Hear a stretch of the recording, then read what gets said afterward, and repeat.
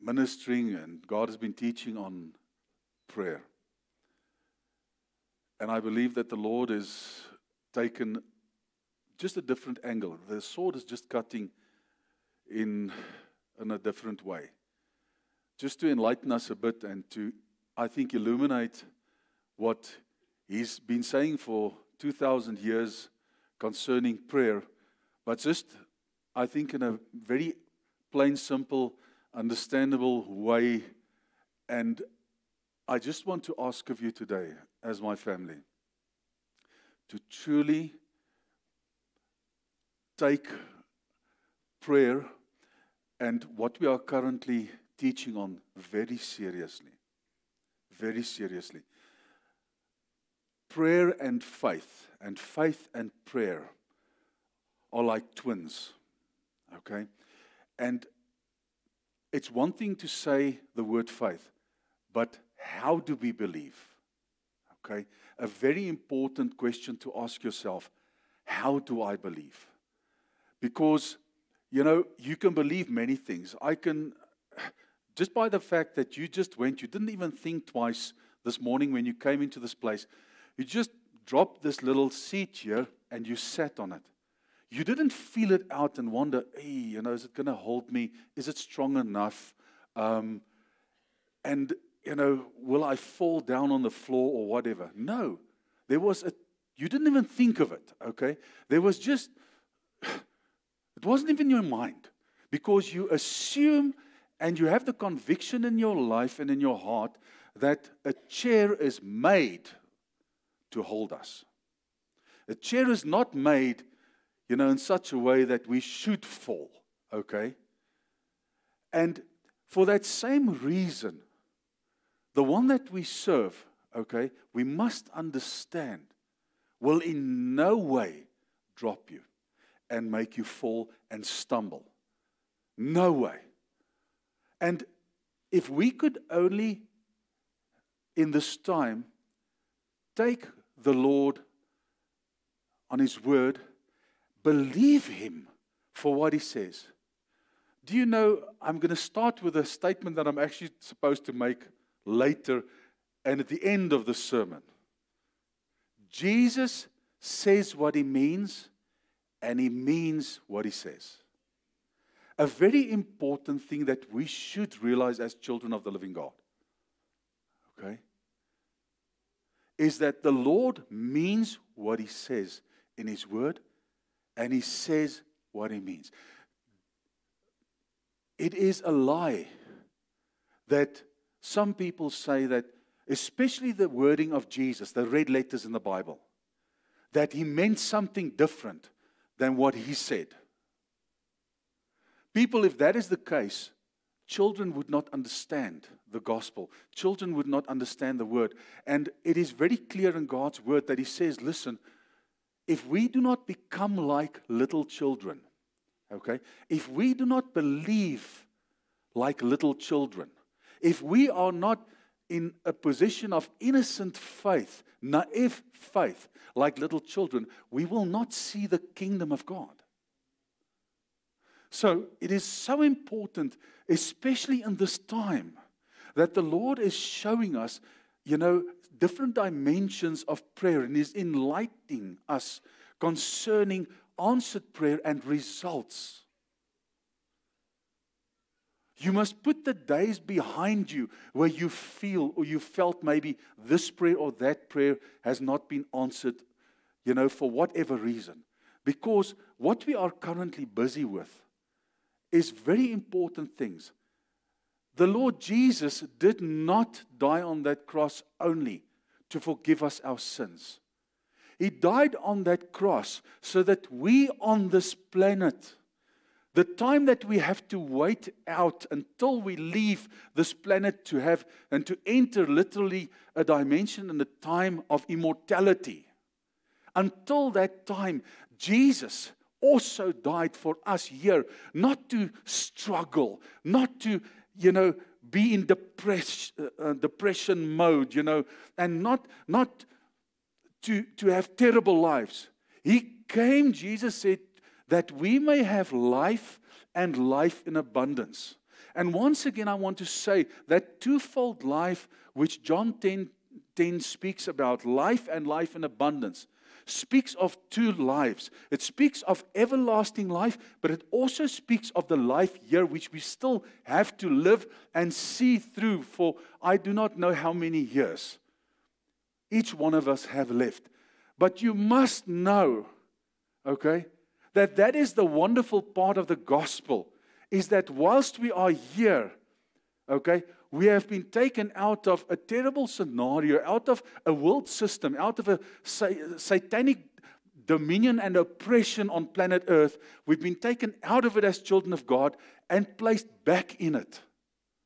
But you have not been placed back in it to suffer, and to live terrible lives, and say, one day I will be all right. No, people. That is not what the Word of God is stating. The Word of God says we are more than conquerors through Christ Jesus who strengthens us. Now listen, you cannot conquer in heaven. You cannot conquer except on this earth. There's nothing to conquer in heaven. So the Scriptures is very clear that we are more than conquerors through Jesus, the cross here on earth, who gives us the strength and the ability to live here lives of freedom, lives of success, a life to overcome, a life of joy, a life of peace, a life of rest. But if we do not believe the word of the Lord and we do not believe God that He is and that He is a rewarder to those who diligently seek Him, people, you will have a struggle. Yes, because of the fact that you've accepted Jesus, you will go to heaven. But you will have a terrible life here. And I see and I hear of many Christians, always issues, always this, always that, so forth and so forth. The Lord wants to show us, and He's busy showing us, but it starts with that seed of faith. Because it's just impossible to understand anything of the kingdom of God or to understand the Lord without faith. So that's why I'm hammering on faith. Secondly, it's impossible to build faith and to build your relationship with God without speaking to Him. Okay? You do not build relationships with friends and with family and with your children and with whoever without communication. So God is saying to us today, please just communicate with me. And this is how you communicate with me. And this is the results when you start communicating the way that I want you to communicate with me. The channels to heaven is open through the cross 24/7. You don't need a place to pray. You don't need a time to pray. You just need a will to pray. That's all you need. And that is what God is longing for, is communication between you and Him. And prayer, I want to say it again, is not this issue of, that's why, it was one of the reasons. Probably I think that the Lord has led us in this place. And it happened after COVID actually. That our prayer, the way that we are praying here as a congregation, totally changed. The ways that we thought was church totally changed. We moved from this structured, official, business-like, let's get together and pray here, there, this time, etc., etc. Let's schedule things to a place of spontaneity, to a place of there's no limits. And that is what God wants to show you, is there's absolutely no limits. And that's why when I come and I make statements and I say, people, listen, your communication as well as your relationship with the Lord is not good enough to say to me, you don't impress the Lord by saying you pray 6 hours a day or you fast 40 days, in a row. That doesn't impress Him. What He wants from you is your whole life. He wants to hear from you always, everywhere.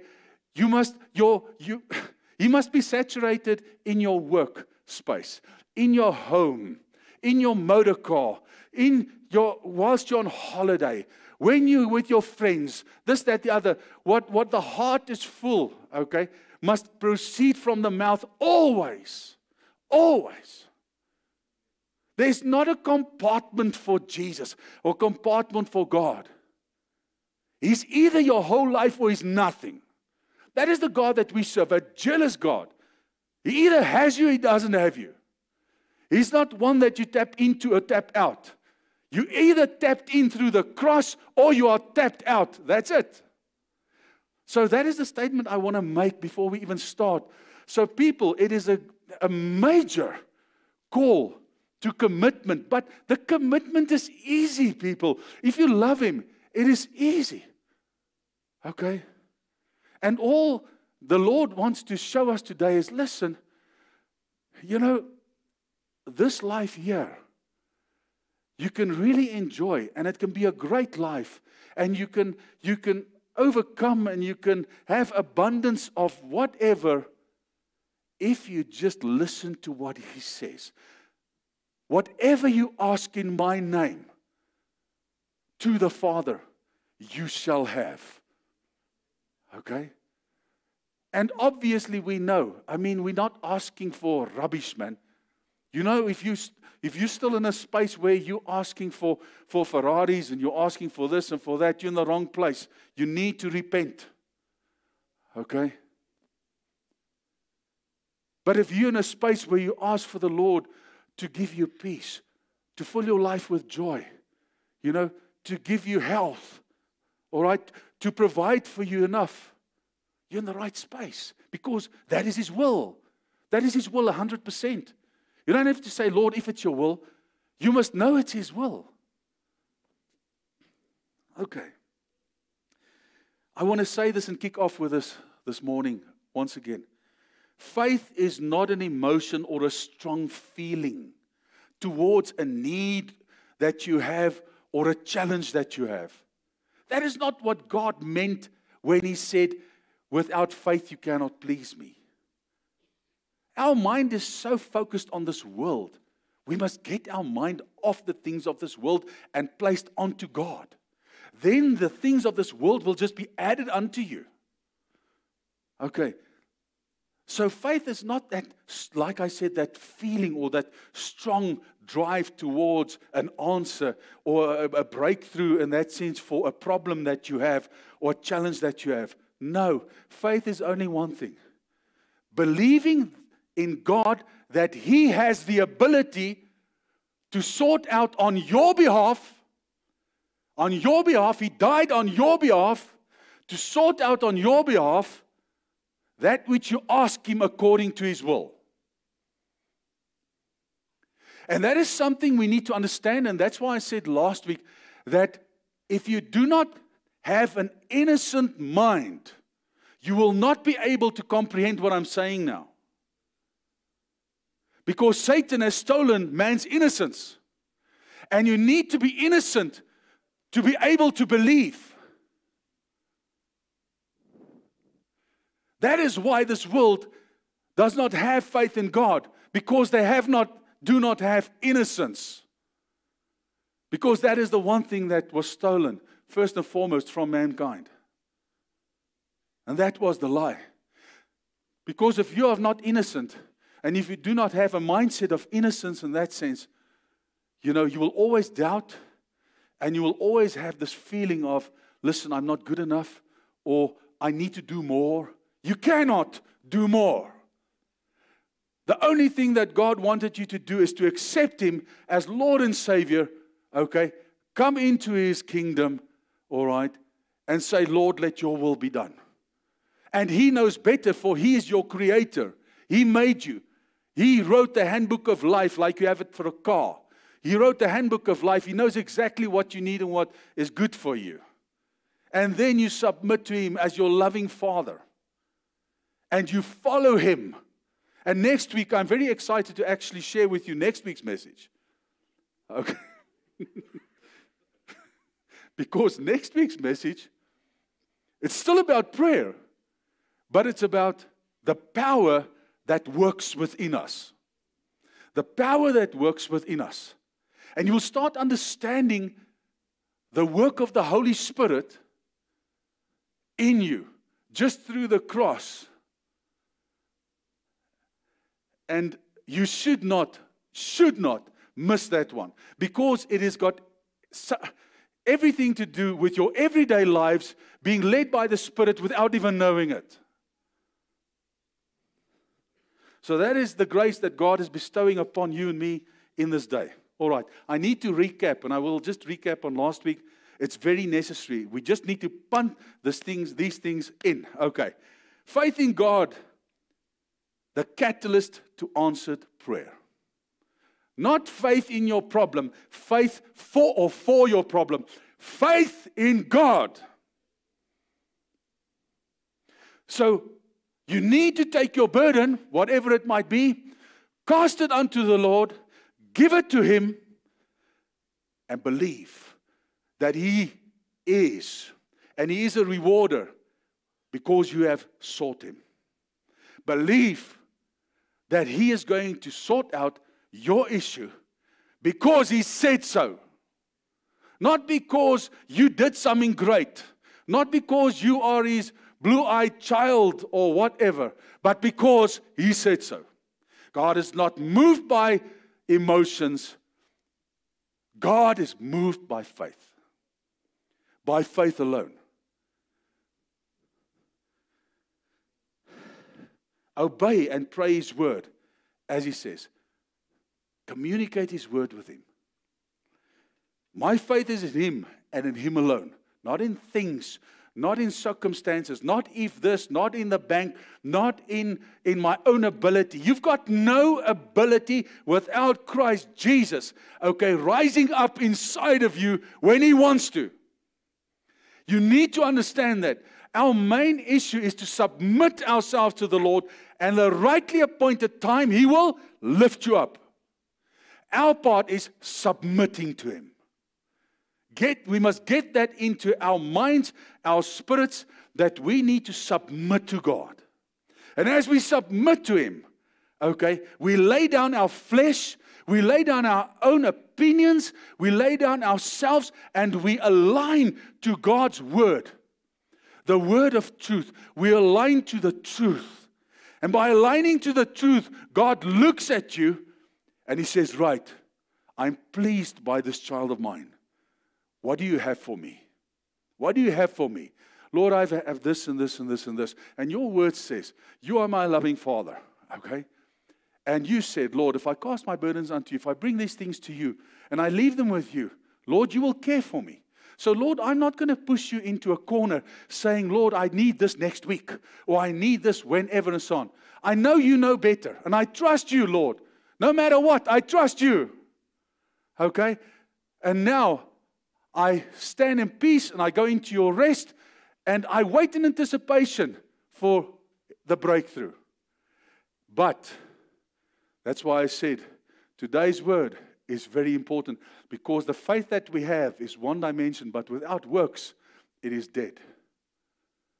Because the second step, okay, is to act upon that faith. Okay? To act upon that faith. Because you must know one thing. God is spirit. Okay? And for Him to make something manifest on this earth, yes, He makes the playing field level in the dimension of the Spirit, but for it to manifest here, He needs hands and feet. Okay? And He needs you to walk to this chair to sit on it. God can't come and sit on this chair. Okay? He wants you, if you said, Lord, okay, this is the case. He says, you go and you believe now what you have asked me for. Okay, and I will be with you. That's what He told His disciples when He said to them, go into all the world, and preach the gospel. The gospel is the truth, okay, and it saves people. But the gospel needs to be preached. So somebody must stand up, okay, go out into the world, preach the gospel, and when the gospel is preached, God moves in and He brings the result. Okay, so maybe it is time now for you to go now after we've prayed for 2 or 3 months already for these people and friends and family of us, so that their hearts be softened, so that the Lord could prepare them, that we start believing God has done what we asked Him to do. Okay? And that we go now and test the waters like Peter did. If Peter did not test the water and stepped out and tried to step on the water, he would not have known until today whether he would have stood or not. He tested the water. He knew Jesus had the ability to keep him up there, but he had to experience it. Jesus could not do the walking for him. He had to do the walking. So now it is time to take and to open your mouth to go and speak to them. However the Lord leads you, go and speak to them about their lives. Go and speak to them. Whatever the Holy Spirit leads you and the angle that He gives in a conversation or whatever, take that angle. Take the risk. And I want to say to you, don't worry about failure. Just go and believe Him.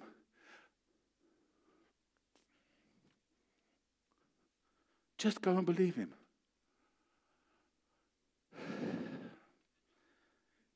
Without faith, it's impossible to please Him. For he who comes to God must believe that He is, and that He is a rewarder to those who diligently seek Him. First step, like I said, cast your burdens unto Him. Faith is directed to God and in God, not in the problem. My energy and thoughts, that feeling of believing, should just be in the Lord. Not, I believe and I feel and I direct an energy or a faith or an emotion. Or that emotion can be crying before God, for that. No. You should cry before God for His presence. People fell before the Lord because of His presence. Okay? And then He said to them, no, stand up. When the angel of the Lord appeared to them. I believe and trust God as per His promises and His word to make a way for me. Okay. This morning we're speaking on the prayer of agreement. And what does it mean? I will still get to, the Lord wills, to many other types of prayer. The prayer that and that's one I really love as well. Is, whilst we're worshiping here, and some people are singing, some people are, thanking the Lord, some people are asking the Lord some things, and some people are just honoring the Lord. And it sounds very demekar, but it's not. It's not. That is one prayer, okay, when we unite as well, and when we stand in that way, where we are united in one, okay, and the Holy Spirit leads us for various and different things, okay, which we are doing, but we are still together in His presence. But the prayer I'm talking about here is where two or more get together and they pray about a thing, a specific thing, which is very, very important. And this morning I'm going to show you the power of compounding prayer. Compounding prayer. You must know that first and foremost, your personal relationship and your personal prayer life with God takes priority. If you cannot even pray alone to the Lord and trust and stand in faith alone with God, you have a problem. Because you are actually, although we are here as a body together, although you might be married, although you might have friends, children, whatever it might be, you are actually standing alone before the Lord. You'll be judged alone. You're not supposed to be judged, but all I'm just saying is you'll stand alone before Him in that way. Okay, so you must know that's very important. Secondly, what we usually do is we connect with somebody whom we feel we have a strong connection with. It might be a good friend. It might be, let's say, your husband or wife, or it might be your pastor. Okay? I can tell you one thing. I've seen and I've prayed for many people in my life, for many things. I've seen people being healed after prayer. I've seen people die after prayer. Okay? And I've seen breakthroughs, and I've seen many prayers, with all due respect, not heard, and prayers heard, which I was part of, okay, agreeing with people. And this morning you will see that the one person can have faith for something, but if the other person is not in union with the one that is also praying and standing together, that prayer is actually not even, it doesn't even move the ceiling. But, if two or more are truly in union with God's will, understanding what, let's say, His will is, what the Word says, and truly in a space, in a place of unity, okay? And you will find that, if I may say this, and I'm just going to be, not saying it'll work always, but there's a reason why you have a bestie. Okay, for instance. Why? Because you think the same. You know each other so well, and you more or less move in the same dimension or arena of thoughts and of what you feel, what you think. That is probably the person or people you need to agree with in prayer. Okay, because you've been also walking a road for long, many years maybe. That's why in a relationship, like in a marriage or so, you are supposed to be one before God. So that is probably the most powerful unity or union you can think of, because God instituted, marriage. Okay? So you can imagine that even from that side, I can even go to the Lord and say, Lord, but you've instituted the marriage. You made us one, therefore we are one before you. And as we bring this scenario before you, we stand as one before you, agreeing now. So it's His will, and the Lord says to that thing, here's my stamp, obviously, yes, it is true. So do you understand, last week we spoke on the rules and the terms of engagement in different kinds of prayer. And this term of engagement here is a union, is a harmonious, it's like an orchestra playing together. They need to be in harmony. Then the right sound comes out. Okay, and everybody enjoys the sound. Otherwise, it is just a noise. The same principle. Matthew 18, let's start there. Assuredly, I say to you, whatever things you bind on earth will be bound in heaven. Whatever you loose on earth will be loosed in heaven. Again, I say to you that if two of you agree on earth concerning certain things you ask, you're supposed to throw me with nachos or something. Bible says anything that they ask, it will be done for, listen, it means you are not doing it, it's done for you. Who's doing it? Okay, exactly. So you do the asking. That is what God said to you. I want you to come to me and ask. And I will do it on your behalf, for you. You cannot do it. You do not have the ability to do these things. Because most of these things that you come to me for is things that you cannot do. Otherwise, why would you ask me for it? Come on. So by asking, you are actually submitting and saying, Lord, I cannot, but you can. So you are coming and saying, Lord, I declare that you are, and that you are a rewarder to those who diligently seek you. Maybe before we go on.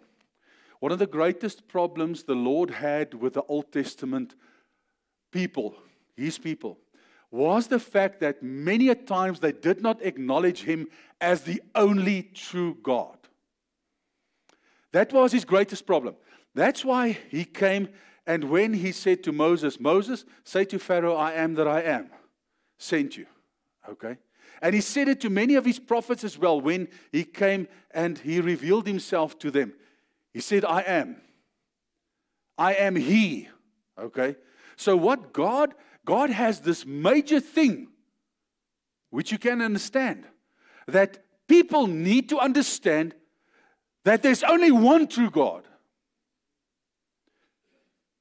That's why God has a problem today when people think that the only true God is called a couple of other gods' names. And I won't go into that now. But he has a problem with that. So it is very clear with us here that we need to understand the one that we serve wants us to have a clear mind concerning who he is. And also in our speech and our thoughts and our prayers and in our faith, he wants us to declare that he is the only one, that he is Elohim, that he is the great I am, that there is none but him. We are not putting our trust in chariots and horses and all these other things, okay? We're putting our trust in the only one true God. Your trust is not in any other thing or any other God.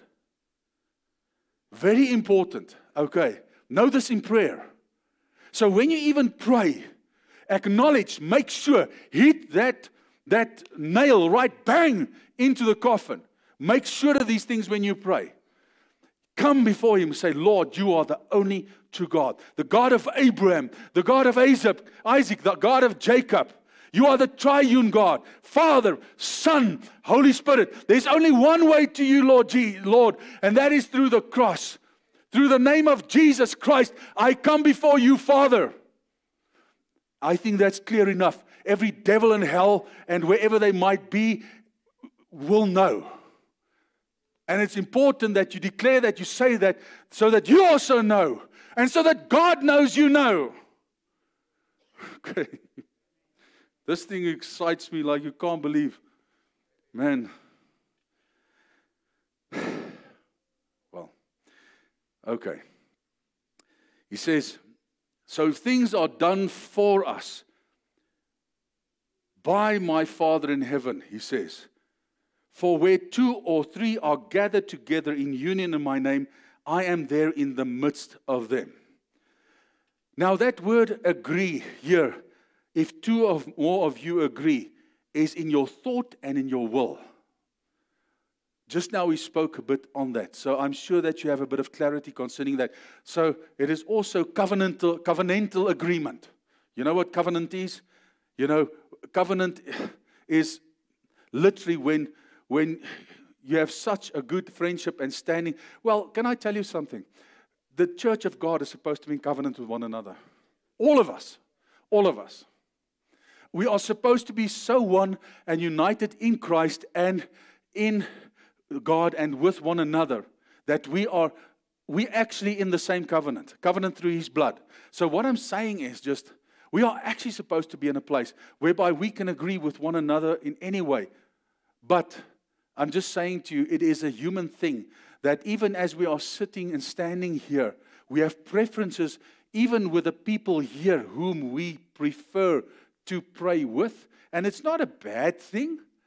I think it's also it's a personality thing. You know, it's just one of those things that, and a trust thing. You've walked a road with somebody, so you trust. And you're not scared to share anything with that person. So don't feel that that is wrong. I mean, and also very importantly, you know, that you just stand together according to the word and agree. Not according to anything else. You know, the power of agreement is so massive that when they built the Tower of Babel, the only thing they did there, they were in agreement. But unfortunately, they were in agreement for the wrong reasons and with the wrong reasons. They were wanting to exalt themselves as a people, okay? And because they had one language, that one language actually speaks of agreement, the union I'm talking about here. When they were building the Tower of Babel, there was one language on the earth, okay? One language on the earth. And the people came together and they said, listen, let's build this tower and we reach the heavens, you know, literally where God is. Why would you do that? Why would you do that? You know, I see this thing happening in the Far East, Middle East. Okay? Through all the sheiks' money and so on that they have, they are checking out who can build the highest skyscraper. Do you know that? That is a devilish thing. It is a Babelish thing. Okay? The same spirit and the same mindset is driving those people to do that. The same one.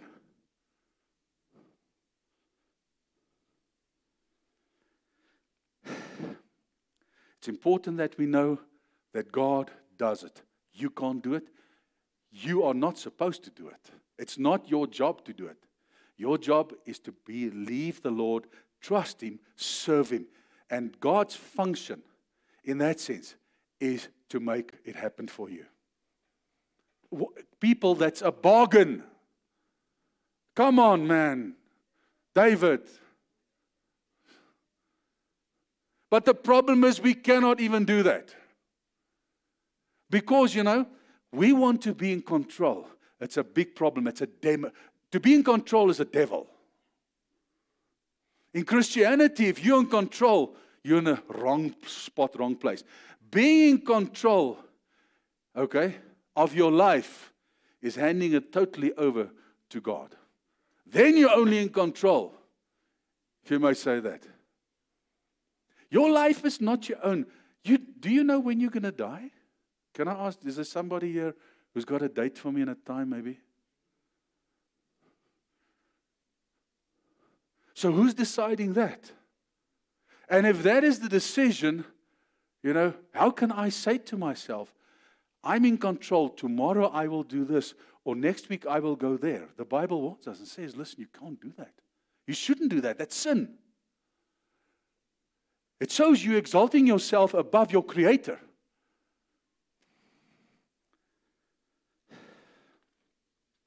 Then I just want to mention something here about binding and loosing. Because you should not have the wrong thought about binding and loosing. I've heard many people, and they come and they bind Satan. They bind the devil. Do you know that you can't bind the devil? You can't bind Satan? Do you know that? Okay? The only one that can bind devils and Satan is the Lord. And He said, in the end, they will be bound, they will be cast in the everlasting fire. So don't think you can bound, creatures or people. The Bible says here, whatever people, where is it? Or does He say there, whatever things? So He's talking about circumstances. And the word binding and loosing, in the context of that time, to the Jewish people was allowing and disallowing. They constantly used the fact that they allow this, the church allowed that, the church didn't disallow this. So the term binding, so that you just know. And the principle needs to be executed correctly. So when you come according to the word, and you bind or loose something, or you allow or disallow something in prayer, you need to know what you are doing according to God's will.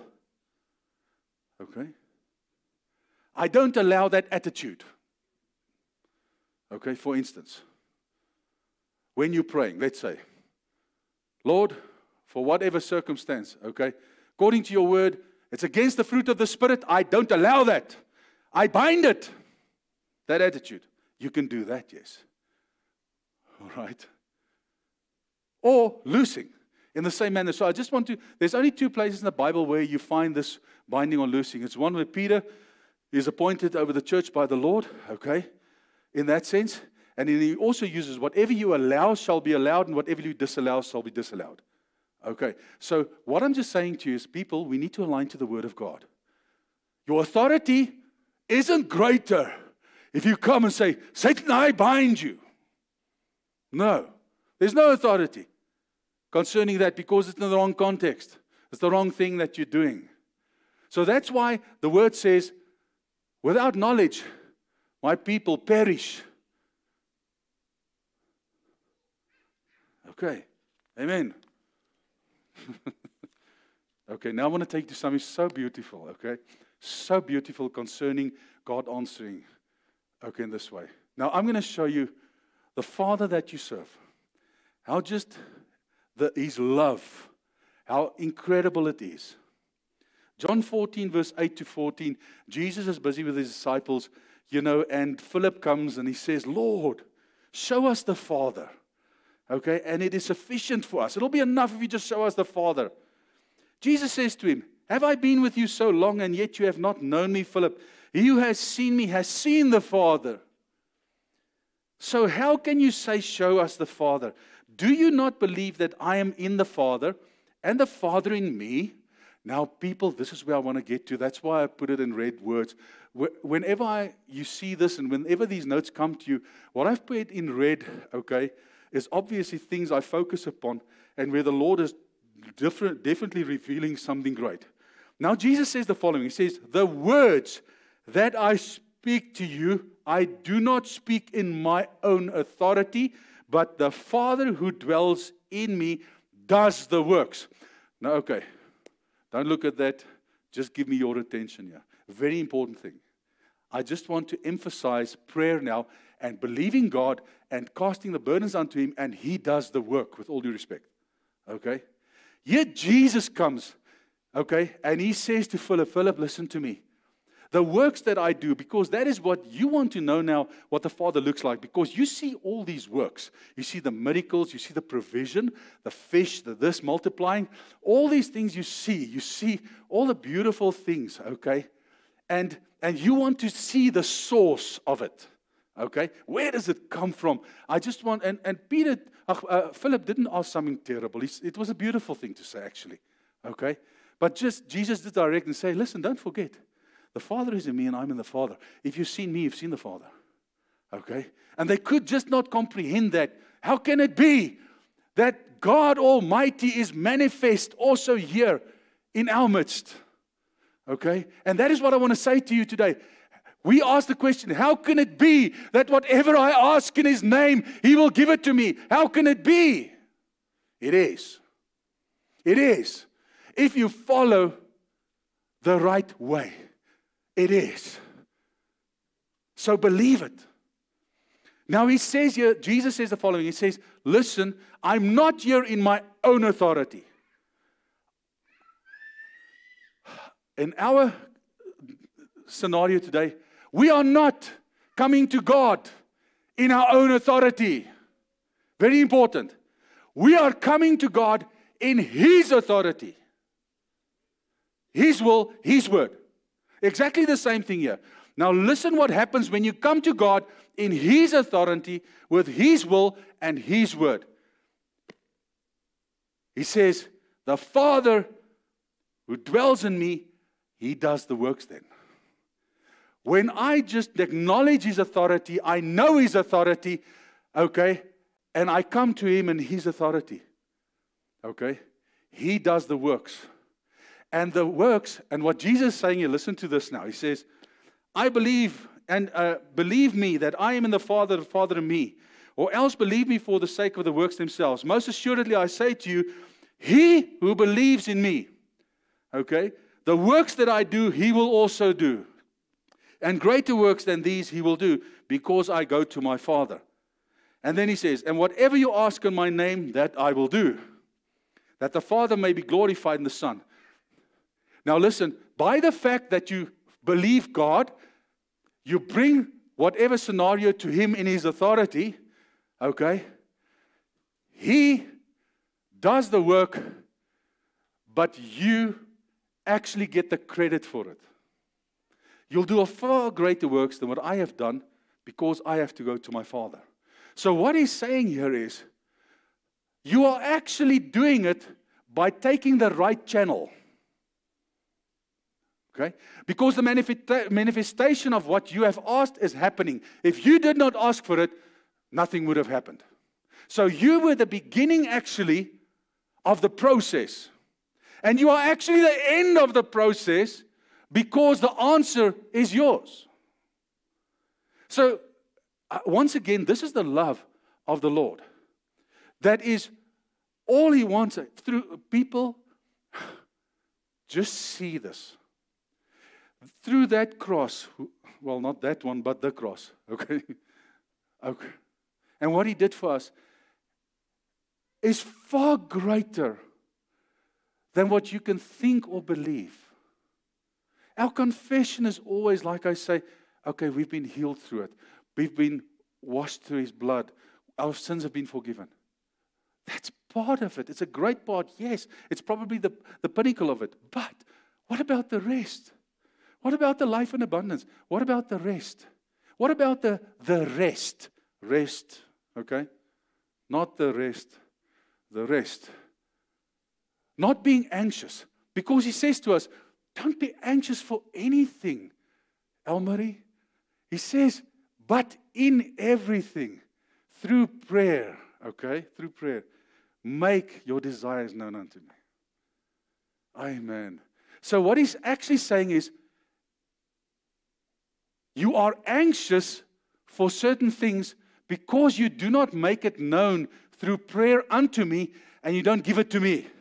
So you will be anxious. So you make the decision, do you want to fear or don't you? How many of you want to fear in this life? None. Okay. Then you may have to make all your needs known unto God through prayer. Because then you will not be anxious. And if you just then believe, as he says, and you leave it with the Lord, people, that's why the Lord comes and he says, fear him. Okay? Who can kill the body and cast you in hell. Don't fear him who can only maybe touch the body and damage the body in a specific way. So what I'm just trying to say to you is it such a great thing to die?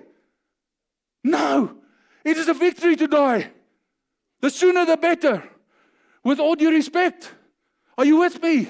If you are a Christian, you believe the living God, you need to believe in your immortality. You need to believe in life everlasting. You need to believe that when you die now, you are released of this world, its burdens, its issues, its everything, and you are forever with your Creator, the one that loves you, the one that sustains you forever and ever. So it is a release.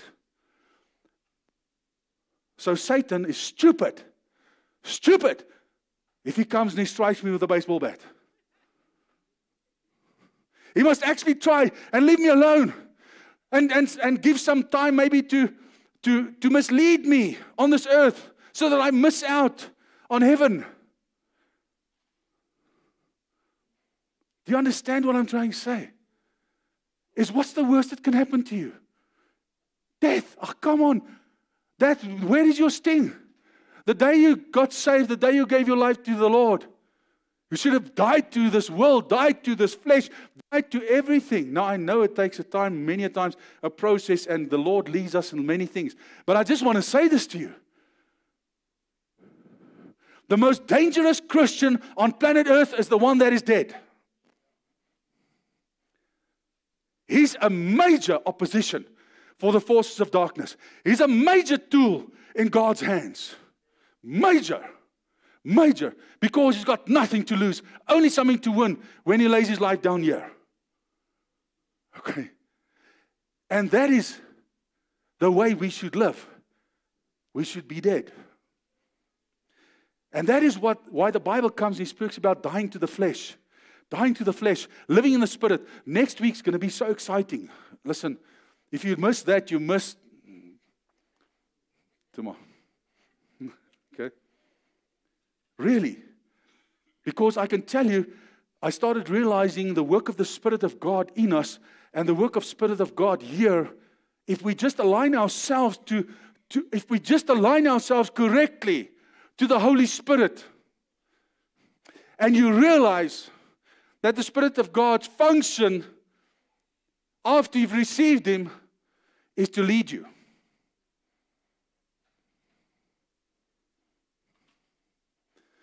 Then I can tell you, you're in a different place. Different place. But the thing is, I'm going to be a bit naughty now. You know what?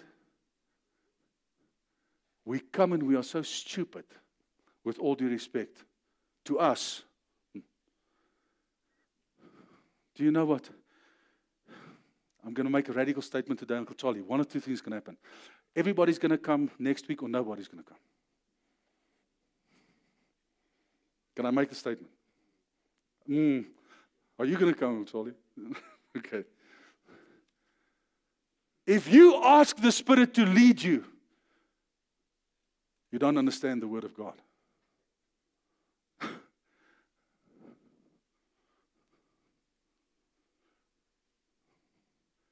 It means you think that he that is in you